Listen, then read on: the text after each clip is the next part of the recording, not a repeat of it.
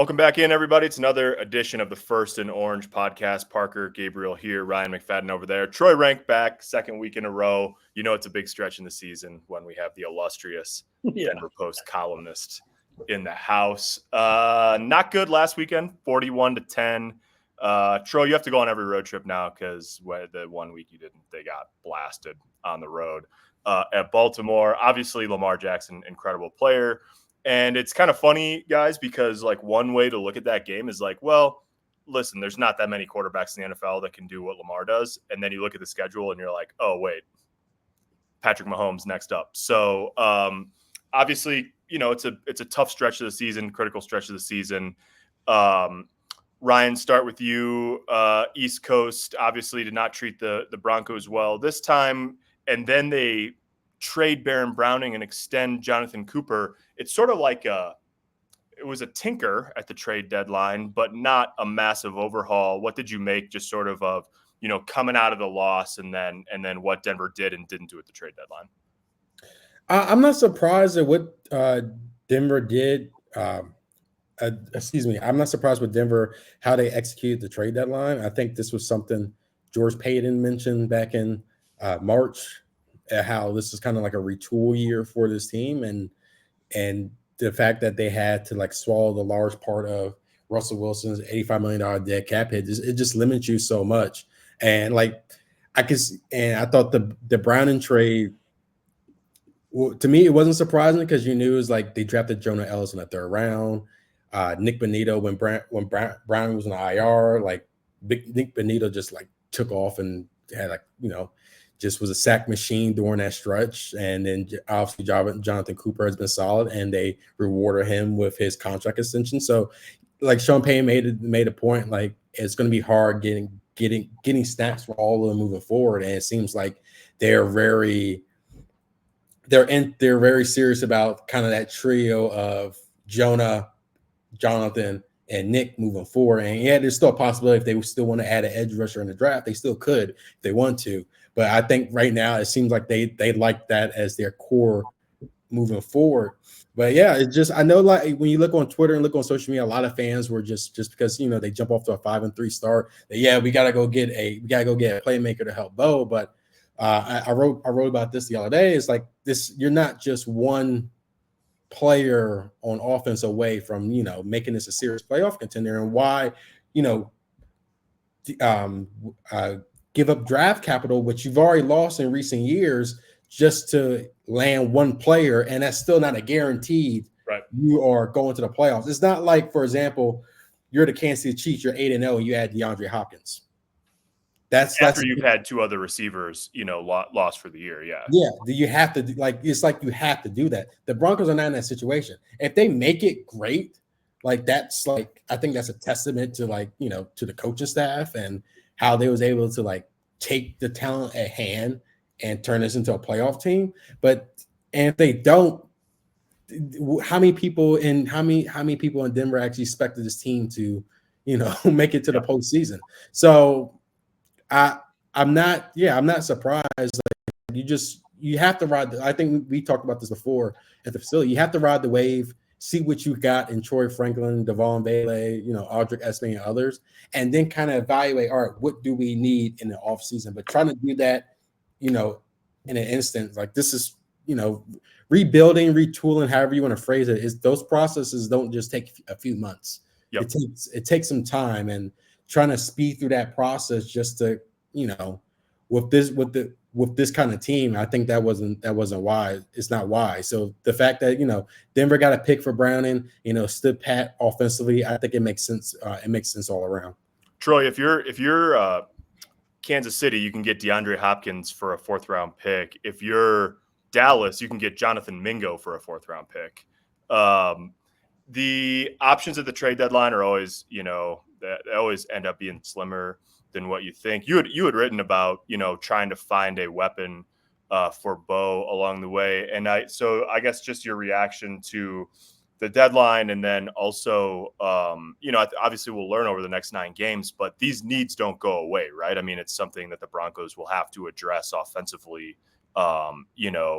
whether it's free agency, the draft, or both going forward.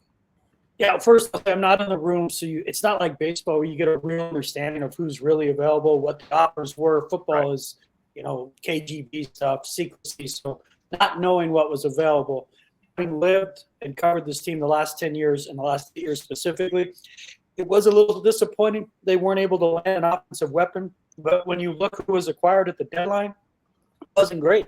It wasn't great. The one guy I thought they could get at a reasonable price that did not mortgage their future was David Njoku. Because if you could get him for a third or fourth and you put him you agree to a contract extension as soon as you get him, he's 28. He's your tight end for the next 3 years, 28, 29, 30. I would have done that because what are you going to get out of a fourth-round pick? That's right. Better. I mean, we just saw Greg Dulcich as a third-rounder. I mean, so that's the type of – I just think with having covered baseball for as long as I did, there is nuance. You can be buyer and a seller. You can find a nuanced way where everyone thinks, like, you're going for it. Why would you do it with a rebuilding team? And that is Ryan's point, and that's a fair point. I just think there was another avenue, which is you're not going for it. You're just looking to address the need, the present and future. But from people I talked to, Parker and Ryan this week, it just sounds like Njoku wasn't available. Yeah. The Browns decided we're going to trade a couple of guys. We see, I think they call him Chief is his nickname there, that he's going to be part of our core moving forward. So they didn't move it. And there weren't any other tight ends worth trading for. Like the Cowboys are an example of we didn't get the guy we want, so we're going to trade anything just to say we got a receiver. And you watch Mingo and go, he gets no separation. You could take that guy in the 7th round next spring, and you just gave a 4th when everyone else is out here giving 5s and 6s away. And that's bad business. So if they would have traded for giving a 2nd or 3rd away for some marginal tight end, I wouldn't have liked that either. Njoku was the one guy, guys, I thought maybe they had a chance for. Bringing in a receiver in Sean Payton's offense, we all know that's complicated. It takes time. And by the time that guy gets up to speed, what are we talking about? 3-4 games where he's productive. I get it, and I'm with you. I'd rather see Vele play and Franklin play. The only reason I wouldn't have minded a receiver is maybe it gets a little Jordan Humphrey fewer snaps. Because his loyalty to Humphrey and his loyalty to Burton and a couple of those guys, at some point rubber's meeting the road here. I get it. He loves them. They're reliable. I understand that, but talent has got to start winning out on offense. Because if this team does not have a winning record, does not reach the playoffs, it's going to be because their offense wasn't good enough. So some of these young guys have to get more opportunity. And Parker and Ryan, you got to live with some of the mistakes. If Estime fumbles again, you bench him. If Franklin has a back, you take snaps away, but you got to give them more because they have the talent to make a difference. Some of these other guys, we've seen the ceiling. It's not good enough, Parker. Yeah. So, I don't know how you feel about that, but that's if they don't make the playoffs, it's going to be because their offense wasn't good enough. And not Bo Nix, their offense wasn't good enough. And that's why if you don't trade for anyone, okay, then your acquisition is Estime, more Franklin, more Vele, more young guys. Yeah, totally. I think you're right. And, it's like we've made the comparison to teams that won with a lot of dead cap last year. And one of the things about the Rams, and like, trust me, like there's no Puka Nacua in terms of like a rookie who's like that on this team, but you want guys to be a lot further ahead in week 15 when you're playing, when you go to Cincinnati and you got to win that game because it could be, heads up for, or certainly impactful on the wild card race. Like you need to be able to count on Troy Franklin and Devon Vele in that game. And if you're not counting on them in the weeks before that, then how do you expect to count on them to make big plays, when Jamar Chase and T. Higgins are the receivers with Joe Burrow on the other side? So, like, that is, like, I think you're right. I think, more rookies. Early in the season, it was, Josh Reynolds and Lil Jordan Humphrey were sort of playing second and third most snaps behind Cortland Sutton. I think the rubber meets the road with this team. It's not an acquisition. But whenever Josh Reynolds is back from that finger injury, whether it's next week or in the next couple weeks, who he takes snaps from, I think will tell you a lot about Sean Payton's mindset with this team. Because early in the season, it was Vele. And then, now I would be surprised. Like if Reynolds was back this week, I'd be surprised if he wasn't taking snaps from Lil Jordan Humphrey. But it's not going to be this week. It's going to be at least next week, maybe a couple more. So that's sort of, to me, like those are the questions. And, it's like SMA's put the ball on the ground, too much so far in a very small sample size. Little Jordan Humphrey's been involved in a turnover play on the first drive 2 of the last 3 weeks, and he's continued to play. And like, it's not my job to sit here and call for him to be benched or not see the field or whatever, but the holding different players to different standards never goes over well in the locker room. It just doesn't really work. And so if it's a ball security conversation, then like either you got to get benched when you turn the football over, or you've got to continue to give guys chances. And so there's sort of like, we'll see. I think SMA will play more. Sean Payton obviously said that. I'll be very interested to see what it looks like this weekend in Kansas City. And then it's on him, and it's on LJ, and it's on all those guys to take care of the football, because this is maybe a good pivot into Sunday's matchup. You are not winning at Arrowhead if you go negative in the turnover differential. Like, Mahomes is too good. They're too good. The defense is too good. You go -2, and like, you're just not walking out of there with a win. So it's going to be, it's an interesting matchup. It's another big line. Obviously the Broncos were big underdogs last week and got waxed. They're big underdogs again this week. Troy, do you think that this is a better matchup, a worse matchup, or a similarly difficult matchup if you look at it compared to the Ravens last week? It's going to sound crazy because the Chiefs are 2-time defending champs and undefeated. It's a better matchup because of familiarity. These games in division are usually closer. And what we talked about last week, and I know Ryan did because he knows the Ravens, you can't win a rock fight with the Ravens. Yeah. You can win that type of game with the Chiefs. At least, like, you could win 2017. You could win 24-21. You were never going to beat the Ravens without thinking in terms of 27-30. Like, and that's, you got to be humming offensively to get to 30 points a game. And Lamar Jackson, Derrick Henry is a worse matchup for the Broncos than Patrick Mahomes and the Chiefs running game right now. Yep. Now, if Pacheco is healthy, I would, say, okay, that's a little different. Obviously, they get Hopkins. He's their new Randy Moss. I get it. Patrick Mahomes statistically hasn't been very good this year, but he owns 3rd and 4th down. He makes every situational play. He's like the Derek Jeter. He's 0 for 3 with 2 Ks, and bring him up with runners at 2nd and 3rd with a game on the line. He's lining a single to right, and they win. That's Mahomes right now. That's Mahomes. But if you're asking me, I think the Broncos have a much better chance because of familiarity and because of the fact the Chiefs are not explosive offensively. They're better. There's no question they're getting better as it goes along. Kelsey's getting better. They get Hopkins. But with all due respect to Hopkins and Kelsey, and Mahomes, that's just not the matchup in terms of the Broncos that Lamar Jackson, Derrick Henry, Zay Flowers was. That was a terrible matchup for the Broncos. It got Vance Joseph out of his bag. He was doing stuff they weren't comfortable with, trying to play more zone. The pressure wasn't right. And once it got to where the Ravens could run, the Broncos were dead. Again, the chance they're going to win, they've lost 8 straight there. I've been there for every one of them. It's an incredibly tough place to win. But, 3 or 4 of those games were close. Yeah. They're in it. You feel like the Rosberg game, they should have won. There was a Vic Fangio game. I thought they were going to win. But I'll say this, and one thing I love about Bo Nix is he gets it. You're not going to passively, aggressively tiptoe into Arrowhead Stadium and kick 4 field goals and win. You've got to get into the red zone, and you got to score touchdowns. You're not beating them by being up 6-0 at halftime or 9-6 in the third. If you can't score touchdowns, you can't beat them because they will score a touchdown late.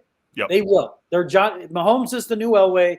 You leave him within 1 score in the 4th quarter, he's going to beat you. He's going to. So you have to be able to be aggressive. And that's why I like Nix. He's embracing this. He's loving it. And can he take risks, Parker, and still have a head full of common sense? Yeah. It's a weird combination.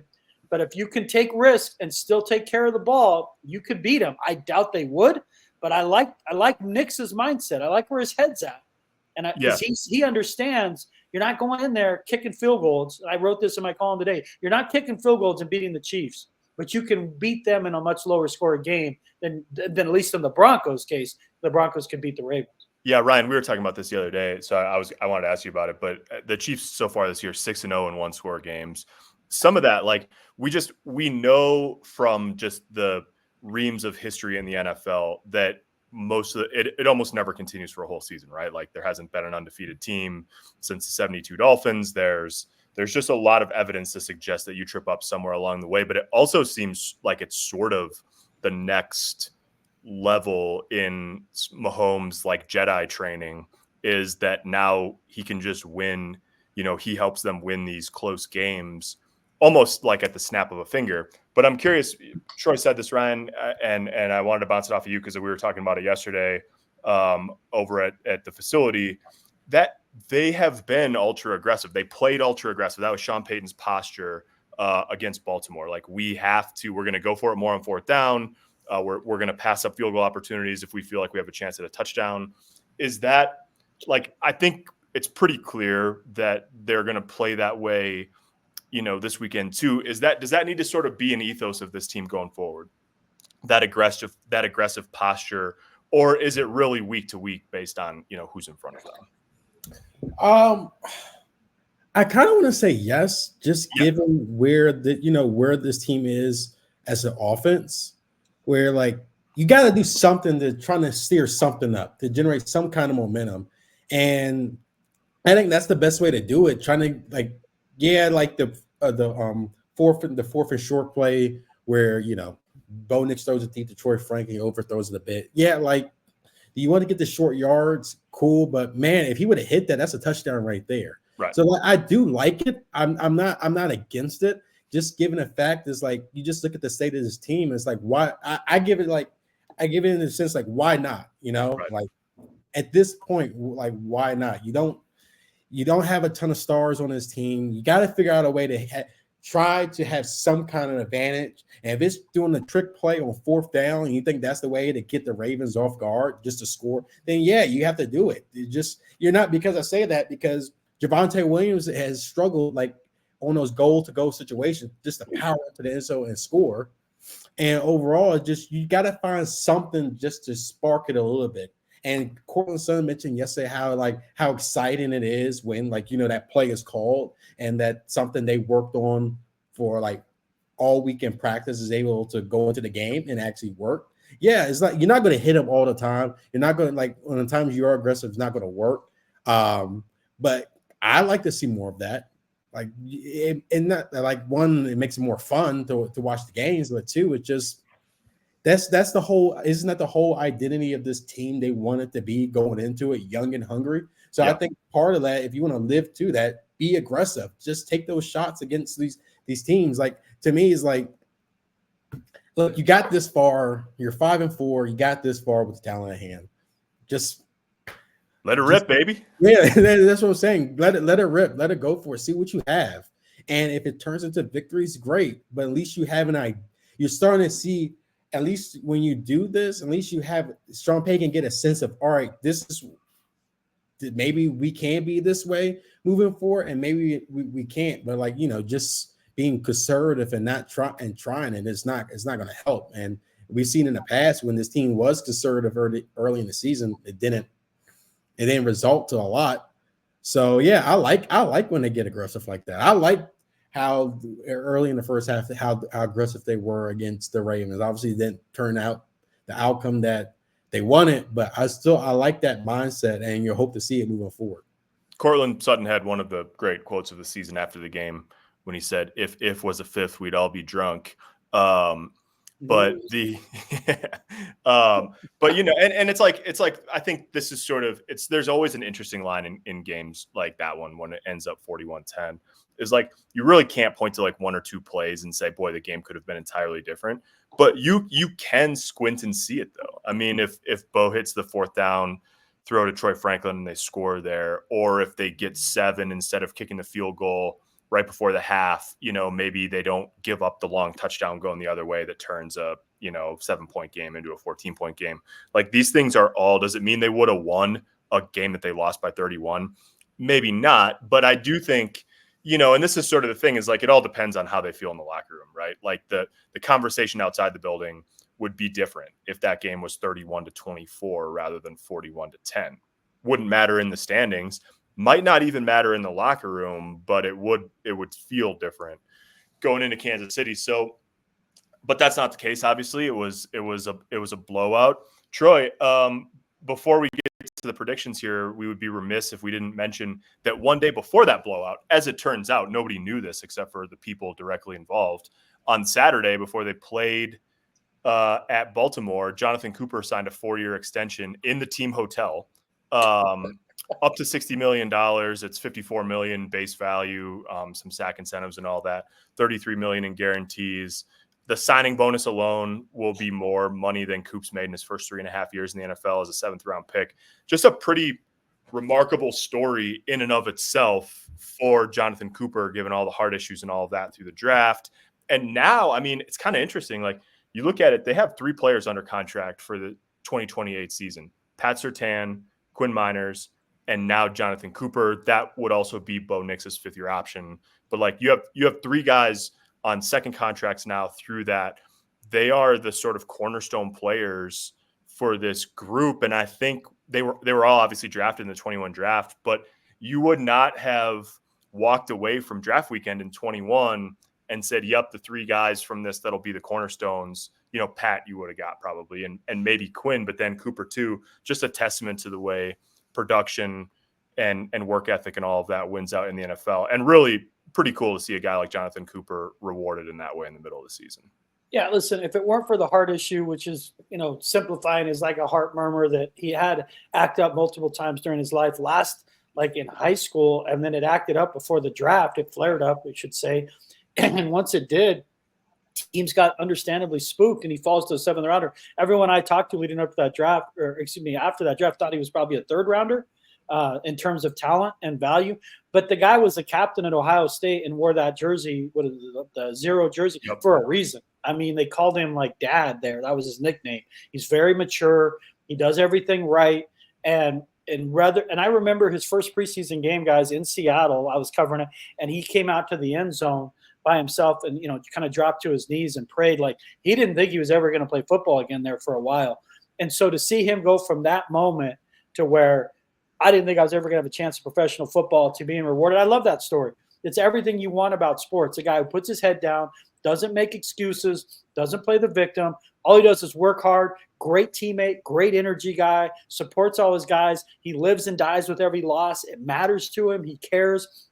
When you talk about changing a culture, you change it with guys like him, because it was never about, I got to get my bag. I got to get my bag. I was just watching the Red Sox comeback thing on Netflix, and I covered some of those playoff games during that. But their key move that year was getting rid of Nomar Garciaparra, who was their best player there for, like 7-8 years. And Nomar could not get over the fact they didn't give him a contract extension. And at some point, we talked when I used to coach kids, like, either you're a fountain or you're a drain. And he was just draining the energy out of their locker room. So they finally go to him like, listen, either you got to move on or we're going to get rid of you. And with Coop, he's a fountain. Guys want to be around him. He brings the energy and he can perform. That's the difference. It's not, we're rewarding a little feel-good story like we've seen with the Broncos in the past, where they sign a guy basically like, see, look over here. Things are going better than you think. No, he got rewarded because he produces. He can play 3 downs. He can hold the edge. Is he a great player? No, but he's a winning player.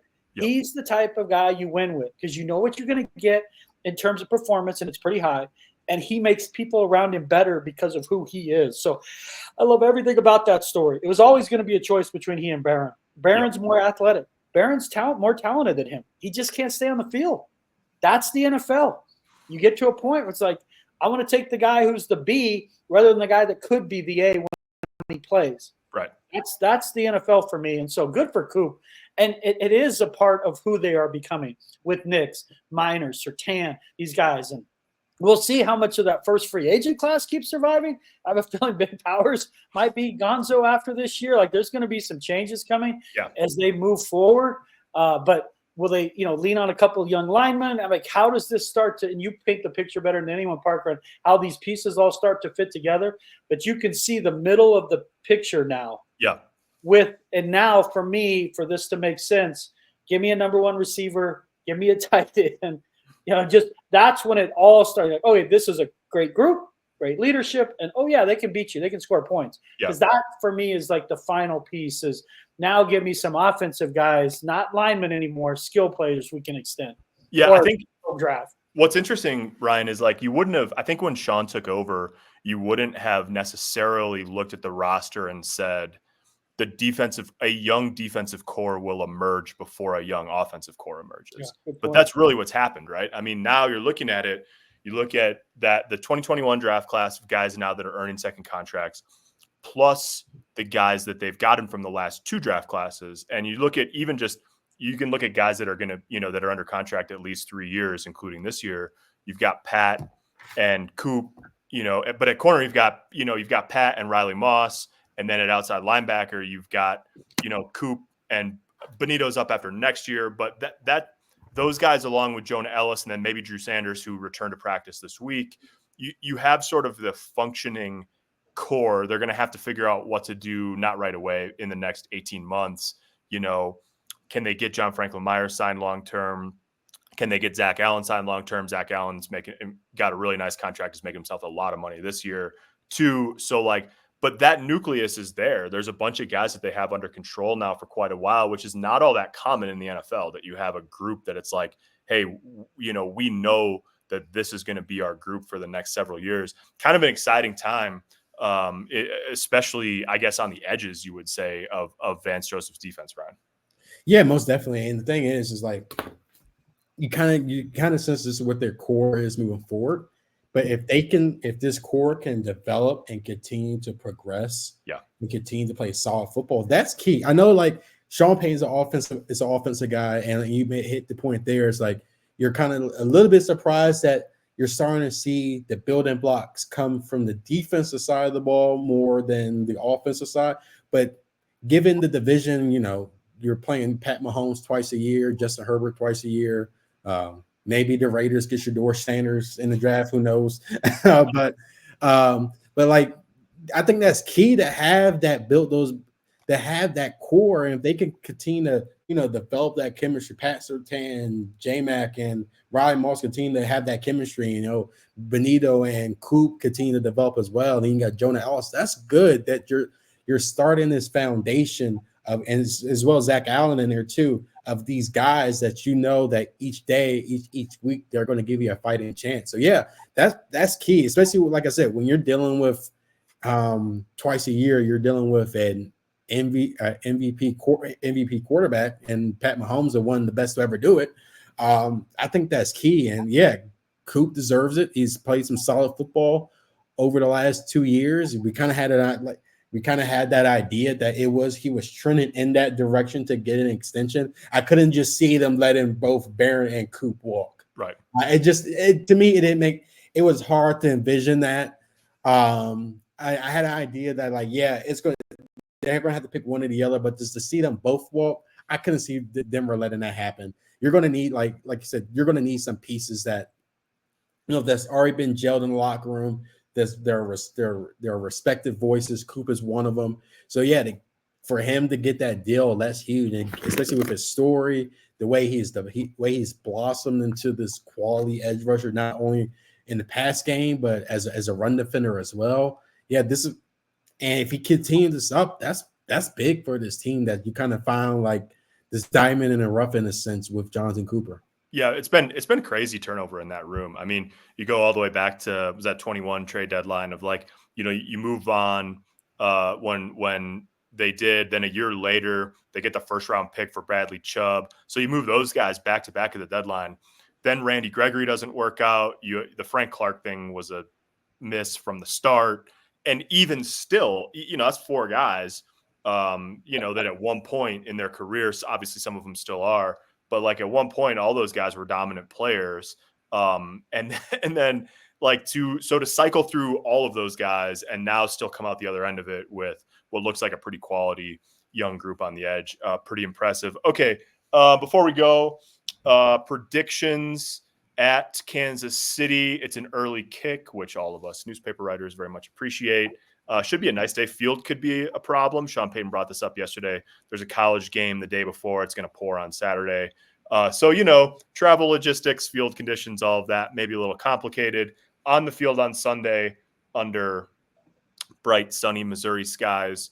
Ryan, start with you. How do you see this one? I was completely off last week. I just want to put that out there. That's fine. I picked New Orleans to win, so we each have a bad one on our ledger this year. Yeah, I think this is my year 2 on the beat. I think that's probably my worst prediction.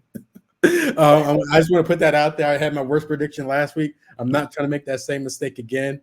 I'm gonna go. I'm gonna go 2013 the Chiefs. I think the defense matches a little bit better here. One thing going back to last week, I didn't think I thought Baltimore's defense would be vulnerable enough for the Broncos to put some points on the board. Did not happen. I think Kansas City defense is going to give Bo Nix some problems. But at the same time, I think the Broncos are going to do enough to contain the Kansas City Chiefs and Pat Mahomes. However, it just wouldn't be enough. It's just going to be one of those games where it's like, the defense is going to give you so much, but it's like, it's Pat Mahomes. When it comes down the stretch, he's going to make the plays. I look at it as a 20-13 game. I think, the Chiefs are going to jump out early. And the Broncos just not going to put enough points on the board to kind of keep up. Not put enough points on the board early to kind of pull this game through. So I got the Chiefs. Going to be kind of low scoring, but I got the Chiefs winning this one. Troy. It's a better familiarity allows this game to stay close. The teams know each other well. The Chiefs are undefeated for a reason. I think they've had the longest undefeated streak to start a season since the 98 Broncos covered, which started 13-0 and won its back-to-back Super Bowl. This team's due to trip up. They haven't played great, but when I look at the schedule, it's probably going to have to be the Bills or Chargers that beat the Chiefs, not the Broncos. But I think the Broncos are in it, and unfortunately, like a lot of teams, they lose late. I'm going to go 21-18, where it's a field goal type game at the end, where Mahomes gets the ball back with too much time, and he leads a drive that ends, or the Broncos have a chance to tie it and don't get into field goal range. But I think it's going to be a competitive game, a game in which they can walk away from it 5-5 and know they can still be a playoff team. Because the danger, Parker and Ryan, is if they get clobbered again and you lose 31-3, it's hard to look in the mirror and believe you're a playoff team. Even though the standings say you could probably get in with 9 wins, you definitely need 10 would, but 9, it's hard to believe that and have confidence without results if every time you step up in weight class, you get punched in the throat. So why, with Bo playing well in a close game, defense rebounding, I think then you go to Atlanta and you're like, okay, play Atlanta, can win that. So I have Parker, that stupid streak continues. They'll end up losing a 9th straight at Kansas City and lose 2018. Yeah, I'm not too far off from you guys. I think I'll take Kansas City 26-13. I guess a little bit more of a spread in there. And I wouldn't be surprised if it's one of those games that doesn't feel like that and then it just sort of ends up there. Whether it's a late score, short field, that kind of thing. There's so many paths to Kansas City winning the game, and there's only a couple for Denver to win the game, right? So that's just somewhere along the way. You saw it, even the Broncos defense held up okay early in the game last week when Baltimore got short fields. Can't do that against Pat Mahomes, but it's hard to play aggressive without taking any risk that you're going to end up in that situation. So I think getting PJ Locke back will help. He was a full participant yesterday. He's missed the last 2 games with a thumb injury. They struggled with Devin Key. Just it is what it is. And so, Justin Simmons was sort of the all-time take the ball away from Mahomes guy. And obviously he's in Atlanta now. I wouldn't be surprised if they turn Kansas City over once, maybe twice, but the route to winning is you got to win the turnover battle. You got to win the field position battle. You got to score in the red zone. The checklist just gets pretty long for Denver given where they're at right now. So give me Kansas City 26-13, and that would set up obviously a sort of a pivot game, 5-5 hosting a pretty good Atlanta team a week from now. We'll get to that next week. Should be a good one. Always a good time at Arrowhead Stadium on Sunday. This has been fun. Troy, Ryan, Parker, the Denver Post crew, denverpost.com/Broncos for all the latest. Thanks for watching. Thanks for listening. We'll talk to you next week.